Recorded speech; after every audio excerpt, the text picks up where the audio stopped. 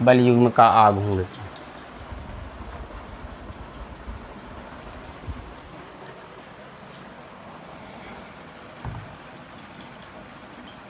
Torque on an electric dipole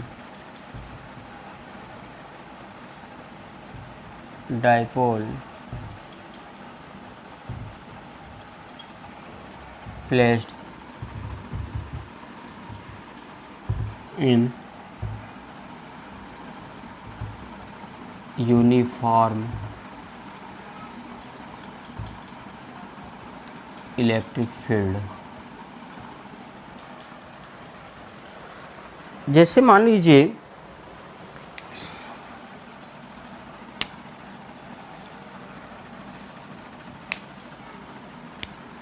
ये एक समान विद्युत क्षेत्र है,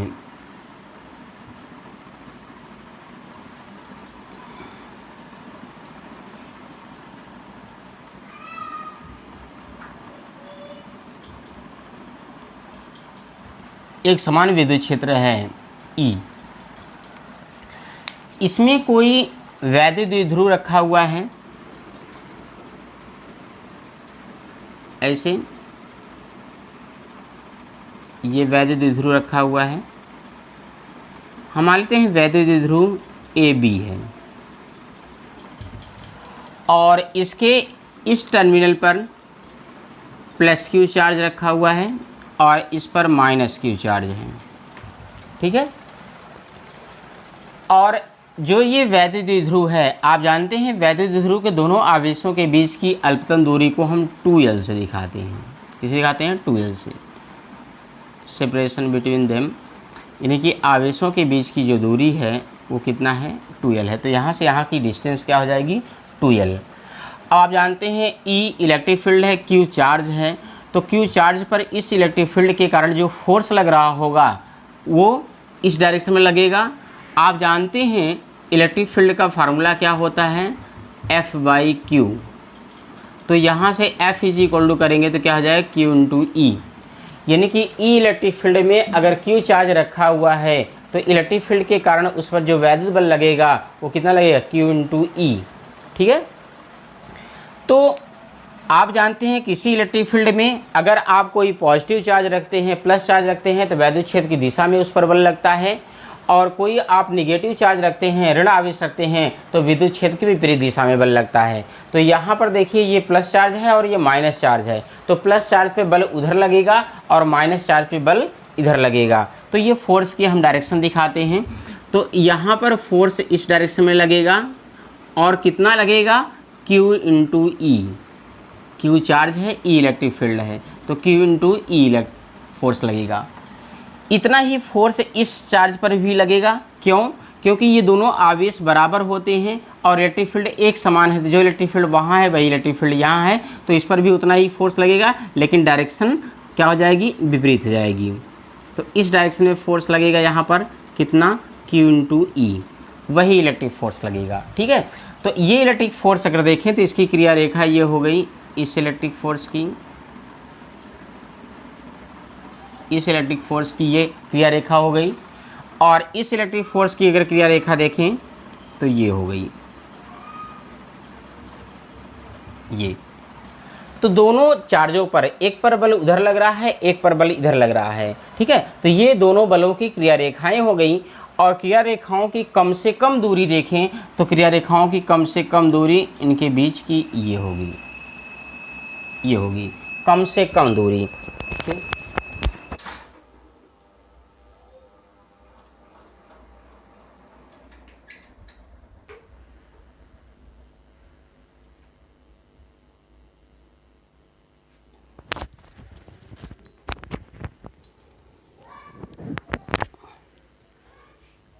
तो क्रिया रेखाओं के बीच की दूरी ये कम से कम हो गई। इस पॉइंट को हम मान लेते हैं C है। और जो ये वैद्युत द्विध्रुव है ये मान लेते हैं क्षेत्र से थीटा कोण बनाते हुए रखा हुआ है, क्षेत्र से थीटा कोण बनाते हुए रखा हुआ है। अगर ये कोण थीटा है तो ये कोण भी क्या होगा? थीटा ही होगा, ठीक है। अब इस पर देख लीजिए आप, अब यहाँ पर एक फोर्स इधर लग रहा है, यहाँ पर एक फोर्स इधर लग रहा है, ये दोनों फोर्स लग रहे हैं और ये फोर्स लग कितना रहा है, तो देख लीजिए वैद्युत क्षेत्र कैपिटल ई के कारण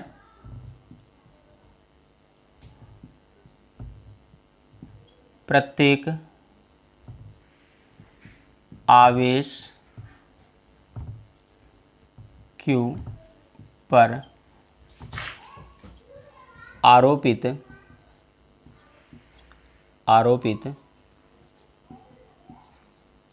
वैद्युत बल, तो वैद्युत बल कितना लगेगा, Q इंटू ई, जैसा कि अभी हमने आपको यहाँ बताया था, इतना वैद्युत बल लगेगा। अब देखिए समकोण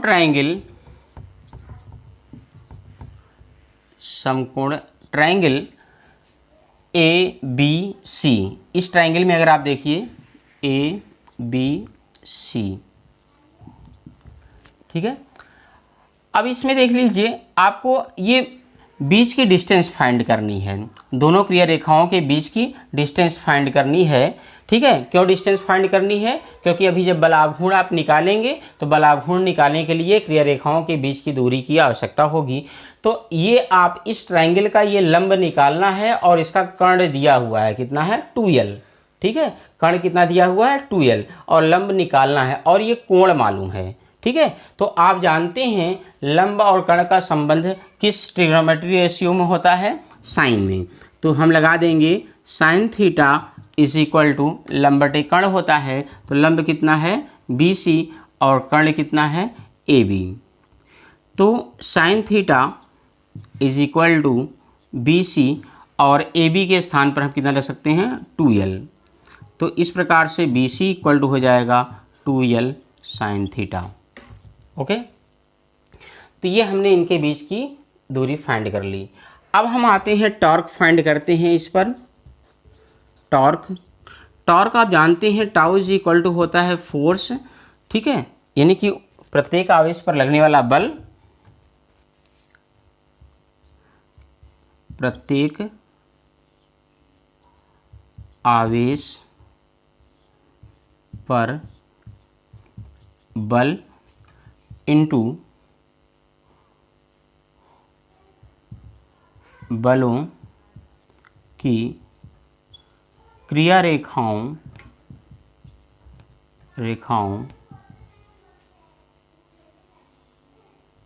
के बीच न्यूनतम दूरी।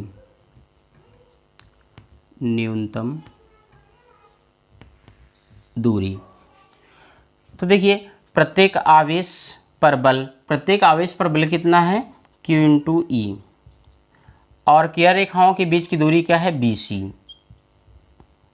तो इस प्रकार से QE और BC की वैल्यू कितना आई है 2l साइन थीटा। तो टॉर्क देखिए torque is equal to 2QL, हम एक जगह कर लेते हैं 2QL इकट्ठा कर लेंगे, 2QL हमने ले लिया, अब क्या बचा E और साइन थीटा। तो tau is equal to 2QL क्या होता है P, वैद्युत द्विध्रुव आघूर्ण, इसके स्थान पर हम P रख सकते हैं क्योंकि P इक्वल टू 2QL होता है। इसके बाद E साइन थीटा, ये बल युग्म के आघूर्ण के लिए फार्मूला हो गया, ठीक है। एक बार स्क्रीनशॉट आप ले लीजिए।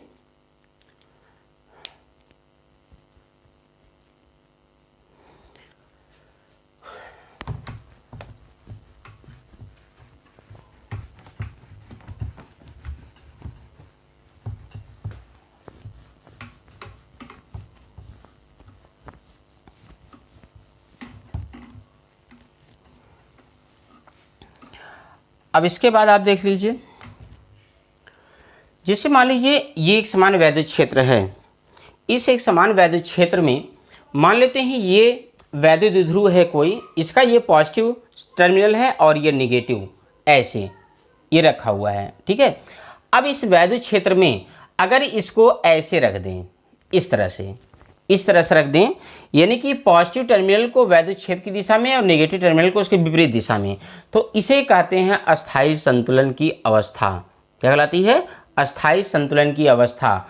और अगर इसी को अपोजिट डायरेक्शन में रख देंगे तो ये अस्थायी संतुलन की अवस्था कहलाएगी। ठीक है, ये अस्थायी संतुलन की अवस्था और ये अस्थायी संतुलन की अवस्था कहलाती है। अब इन कंडीशन में आप जो बल आघूर्ण लग रहा है कि ये वैद्युत द्विध्रुव अस्थायी संतुलन की अवस्था में रख रहा है, तब बल आघूर्ण कितना लगेगा, और अस्थायी संतुलन की अवस्था में रखा हुआ है तब बल आघूर्ण कितना लगेगा। और आप वैद्युत द्विध्रुव को लंबवत रखेंगे इस क्षेत्र में, तब बल युग्म का आघूर्ण कितना लगेगा, इसके लिए पढ़ेंगे। तो देख लीजिए, केस फर्स्ट, जब वैद्युत द्विध्रुव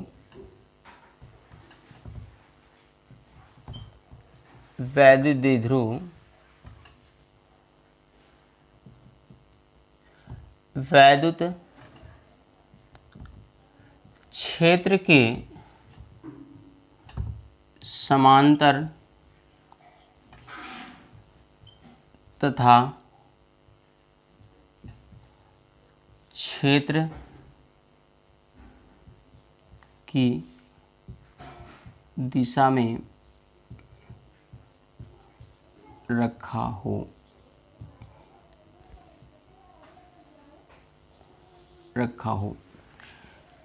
तो इसी को हम क्या कहेंगे? अस्थायी संतुलन की अवस्था। यानी कि जब वो अस्थायी संतुलन की अवस्था में होगा, तब अस्थायी संतुलन की अवस्था में, तो जब वो अस्थायी संतुलन की अवस्था में होगा तो देखिए, अगर ऐसे ही रखा होगा, जैसे ये रखा हुआ तो इनके इलेक्ट्रिक फील्ड और इसके बीच कोण कितना है? थीटा। अगर अस्थायी संतुलन की अवस्था में रखा रहेगा तो ये थीटा कितना हो जाएगा? 0। ठीक है, तो इसके लिए थीटा की वैल्यू कितना हो जाएगी? 0। अब थीटा की वैल्यू 0 हो जाएगी। देखिए, टॉर्क के लिए फार्मूला आया हुआ है, तो torque is equal to PE sine, अब यहाँ पे थीटा के स्थान कितना रख देंगे? 0। तो tau is equal to PE sine 0 एंस की वैल्यू कितनी होती है? 0। तो टाउ इज इक्वल टू कितना हो जाएगा? 0। इससे ये निष्कर्ष निकलता है कि जब कोई वैद्युत द्विध्रुव किसी वैद्युत क्षेत्र में अस्थायी संतुलन की अवस्था में अगर रखा होता है, तो उस पर कोई भी वैद्युत जो बल होता है, उसका वैद्युत बल के कारण जो आघूर्ण आरोपित होता है वो कितना होगा? 0। यानी कि कोई भी आघूर्ण उस पर आरोपित नहीं होगा। यानी कि अस्थायी संतुलन की अवस्था में रख देंगे और छोड़ देंगे तो इसमें रोटेशन नहीं आएगा, घूर्णन नहीं आएगा। ठीक है, केस सेकंड,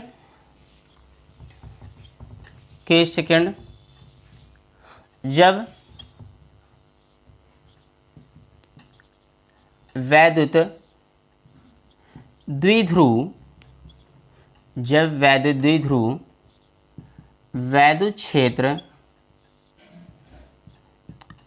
क्षेत्र के समांतर तथा क्षेत्र की दिशा के विपरीत रखा हो, इसका मतलब इसे क्या कहते हैं? असंतुलन, यानी कि अस्थायी संतुलन,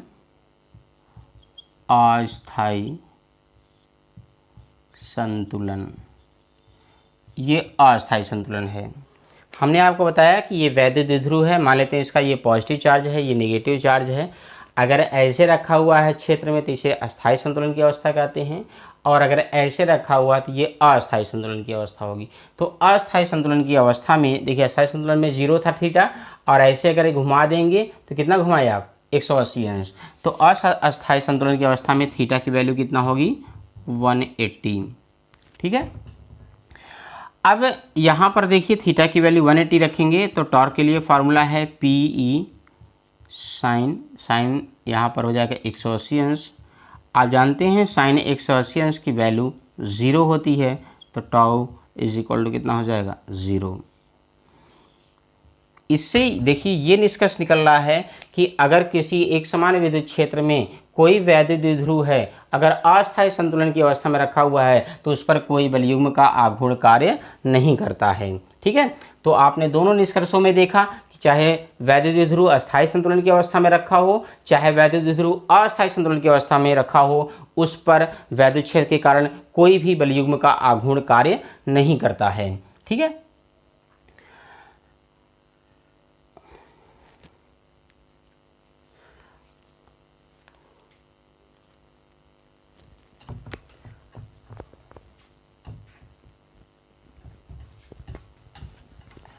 आप देख लीजिए केस थर्ड, एक और केस देख लीजिए।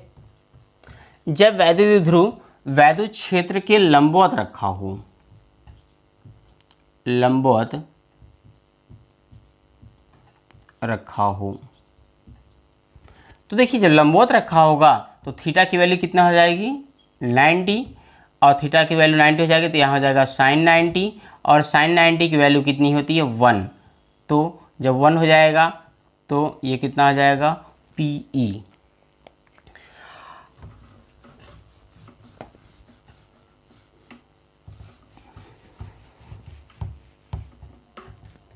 देखिए यहाँ पर जो ये टॉर्क लग रहा है, ये टॉर्क मैक्सिमम होगा, अधिकतम, अधिक से अधिक, तो इसलिए tau maximum is equal to कितना होगा PE।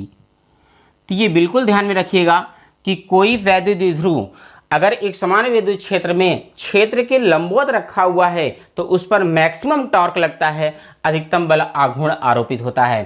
तो tau maximum is equal to क्या हो जाएगा PE। अगर आपसे ये पूछा जाता है कि कोई वैद्युत द्विध्रुव है, अगर वो विद्युत क्षेत्र में किस स्थिति में रखा जाए कि उस पर अधिकतम बल आघूर्ण आरोपित हो, तो वो वैद्युत क्षेत्र के लंबवत रखने पर अधिकतम बल आघूर्ण आरोपित होगा। ठीक है, तो ये आपने तीनों कंडीशन में आपने निकाल लिया कि कितना कितना उस पर टॉर्क आरोपित होता है।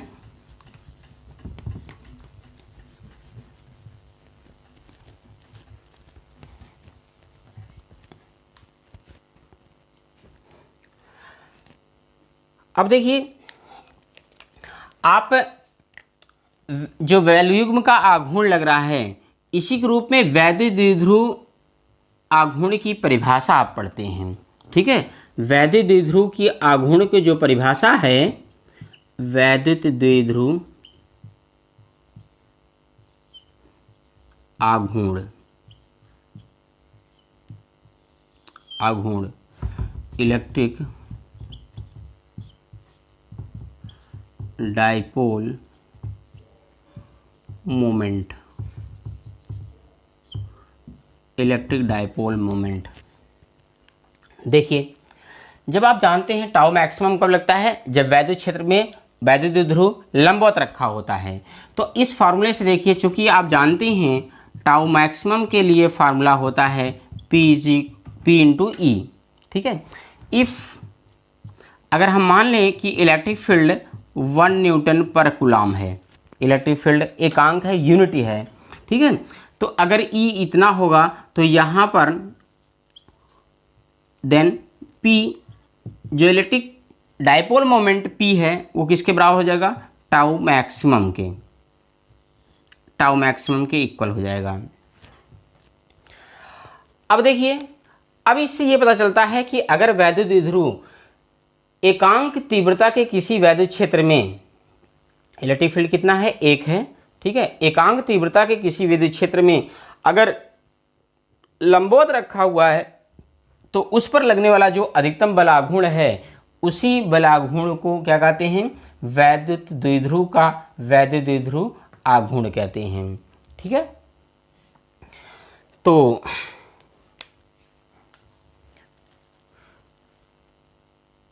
यदि कोई वैद्युत द्विध्रुव, कोई वैद्युत द्विध्रुव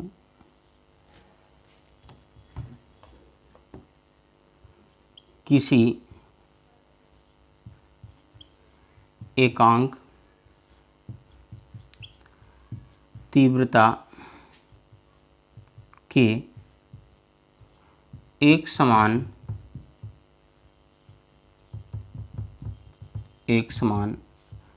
वैद्युत क्षेत्र में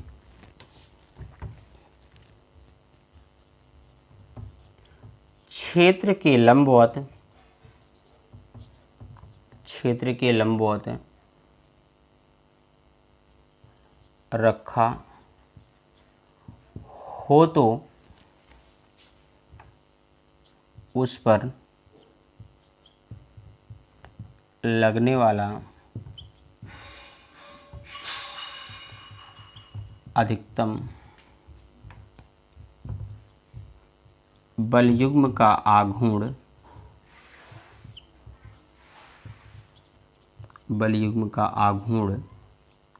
उस वैद्युत द्विध्रुव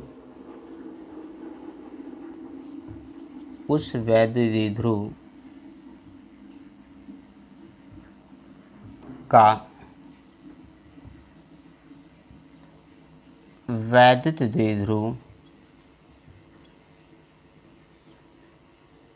आघूर्ण कहलाता है।